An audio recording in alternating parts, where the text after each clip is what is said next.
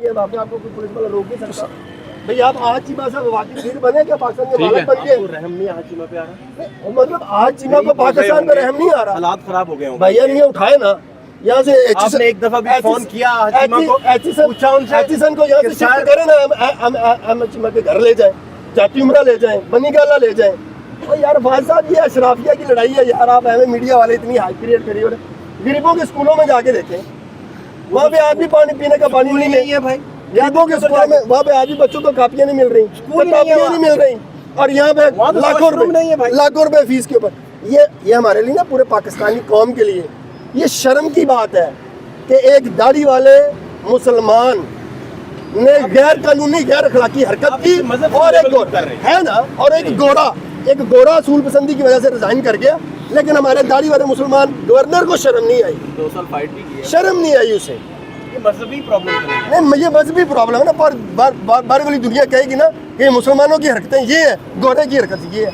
शर्म आनी चाहिए, तो बतौर कौम हमें शर्म आनी चाहिए। मुसलमानों के पास पैसा भी तो कम है, ये हमें शर्म आनी चाहिए। छोड़े इस बात को, ये शर्म की बात है सर। तो भाई आप आज चीमा को फोन करते, उनसे पूछते कि भाईजान हालात खराब है तो आप दे देते थोड़े पैसे, क्या मसला था? मुमकिन हालात खराब हो। पाकिस्तान की अशराफिया ने जितना इस मुल्क को लूटा है और आज के दिन तक लूट रहे हैं, 8 फरवरी के बाद भी लूटा है। आसान तो नहीं ना किया, आसान तो नहीं करते, आसान तो नहीं ना किया। इतना लंबा चौड़ा तो उसका मतलब है पाकिस्तान पे कब्जा कर ले।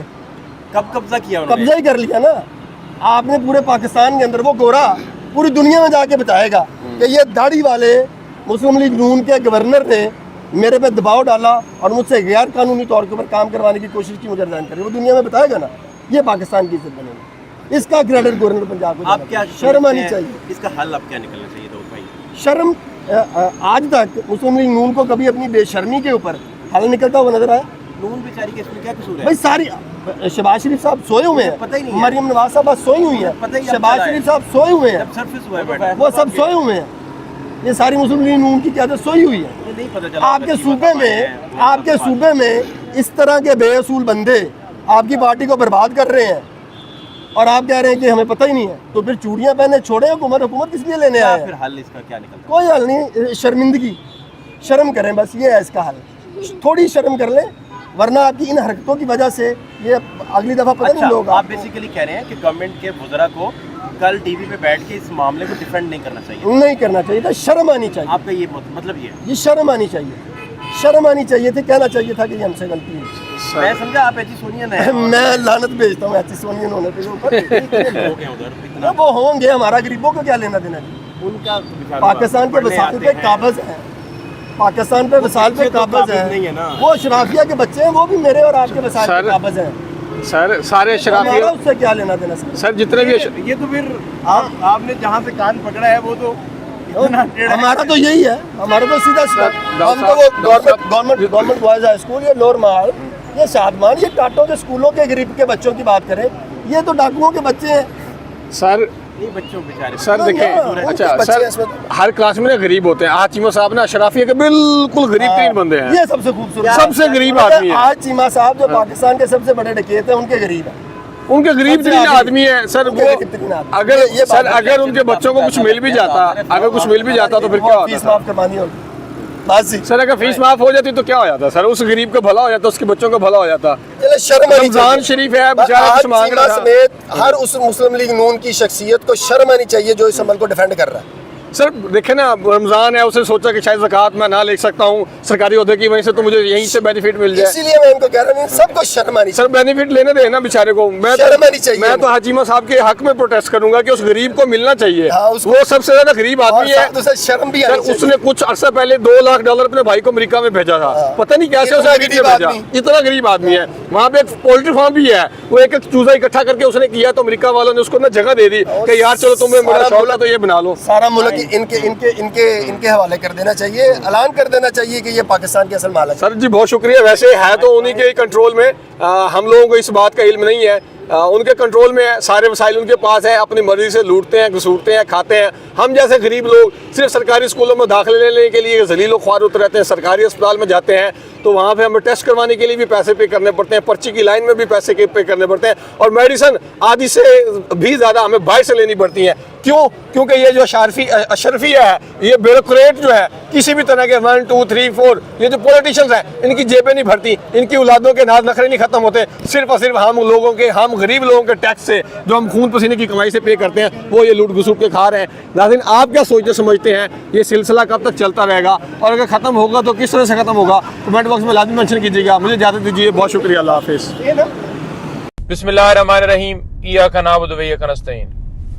आज के कप्तान इमरान खान साहब के और साबिक़ा खातून अव्वल बुशरा बीबी साहिबा के केसेस की तफसीलात ये हैं। एक तो अलकादर ट्रस्ट केस, जो कि आज जेल के अंदर, जैसा कि आपको पता है कि ये ट्रायल चल रहा है, जैसे कि दूसरे ट्रायल चले और खान साहब को सजाएं दी गई, तो उस अलकादर ट्रस्ट केस की आज अडयाला जेल में समाअत है, जिसमें गवाहों के बयानात कलमबंद और क्रॉस एग्जामिनेशन के लिए समाअत है। खान साहब और बुशरा बीबी साहिबा के ऊपर ये नैब ने केस बनाया है, और इसमें इमरान खान साहब या बुशरा बीबी साहिबा, उन दोनों का कोई रोल साबित नहीं कर पा रहे कि उन्होंने किसी तरह से कोई इसमें उनका कसूर हो, उनका कोई गुनाह हो। जो एक गवाह पेश हुए हैं, उन्होंने गवाही दी है। उस गवाही के अंदर अगर आप पढ़ेंगे तो आपको समझ आ जाएगी, जो बड़ा वाज़ेह तौर पर गवाही देते हुए कह रहा है कि किसी तरह से कोई एक पैनी का भी फाइनेंशियल बेनिफिट दोनों ने नहीं लिया। तो फिर केस किस चीज का चल रहा है? इसी तरह साइफर केस की समाअत इस्लामाबाद हाई कोर्ट में है, और साइफर केस भी आपको पता है कि बाहर से धमकी मिलती है कि इमरान खान साहब की हुकूमत को हटा दो। खान साहब कौम को एतमाद में लेते हैं, बताते हैं, और उनके ऊपर जिन्होंने ये सारा काम किया हुकूमत हटाने में, बजाय ये कि वो आज जेल में होते, खान साहब को जेल में डाल दिया गया। फिर 8 दिनों में 25 गवाह करवा के, यानी कितनी स्पीड से ट्रायल करवाया कि जल्दी से जल्दी खान साहब को सजा हो और इलेक्शन से पहले ये सजा हो, ताकि लोगों के अंदर मायूसी हो कि खान साहब तो नहीं आएंगे बाहर। लेकिन 8 फरवरी को लोगों ने साबित कर दिया कि वो किस तरफ खड़े हैं। तो साइफर केस जैसे तेजी से चलाया गया था नीचे, उस तेजी से हाई कोर्ट में अभी तक क्यों नहीं डिसाइड हुआ? उनकी सजा की सस्पेंशन के लिए, यानी कि सजा की मुअत्तली के लिए हमने दरखास्त दी हुई है, और वो समाअत आज है, हर रोज हो रही है। लेकिन ये इसके अंदर तो कोई इतनी पेचीदगी थी नहीं, सिंपल केस था कि जिन लोगों ने ये सारा साजिश, जो सारे इसके अंदर जिनका रोल था, उन्हें अंदर होना चाहिए था और कप्तान को बाहर होना चाहिए था। साइफर कोड्स में आता है और कोड्स को डिक्लासिफाइड कर दिया गया, और नेशनल सिक्योरिटी काउंसिल की 2 मीटिंग हुई। एक जो शहबाज शरीफ जो है, उसने उस वक्त कंडक्ट की, जिसमें ये बाकायदा तौर पर बात तस्लीम की गई कि इस तरह की लैंग्वेज इस्तेमाल की, और बाकायदा डीमॉर्श किया गया उसके ऊपर। लेकिन आज फिर इनकारी हैं, कभी कहते हैं आया नहीं, कभी कहते हैं आया है, कभी कहते हैं फॉरेन ऑफिस के अंदर पड़ा है, कभी कहते हैं जी इनके पास था।